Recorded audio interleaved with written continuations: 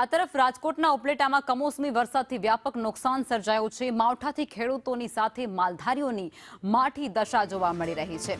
ગઢાડા, કેરાડા, જાડિયા અને મોજીરા ગામમાં વ્યાપક નુકસાન અને જેને કારણે કમોસમી વરસાદથી પાકને વ્યાપક નુકસાનથી અત્યારે ત્યાંના જે લોકો છે તે હાલાકીનો સામનો કરવા માટે મજબૂર થયા છે। ખેડૂતો તો હાલાકી ભોગવી જ રહ્યા છે, પરંતુ પશુપાલકો પણ અત્યારે હાલાકી ભોગવતા નજરે પડી રહ્યા છે। આ તસવીરો રાજકોટથી સામે આવી રહી છે। કમોસમી વરસાદથી જે કહેર વરસ્યું છે તેની અંદર તમામ લોકો અત્યારે હાલાકીનો સામનો કરે છે।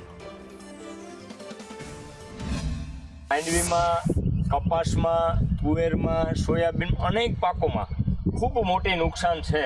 નુકસાન એટલે 100% નુકસાન છે, પણ આમ તો અમારે તો કુદરત આધારિત હોય। વરસાદ વધારે થાય, માવઠું થાય તો પણ નુકસાન થાય, વરસાદ ન થાય તો સરકારને એવી અમારી ખેડૂત એવી નમ્ર વિનંતી છે કે સહાયમાં બને એટલું વહેલી તકે સહાય આપો અને વધારે સહાય મળે એવી અમારી દરેક ખેડૂત પ્રત્યે અમારી માંગણી છે।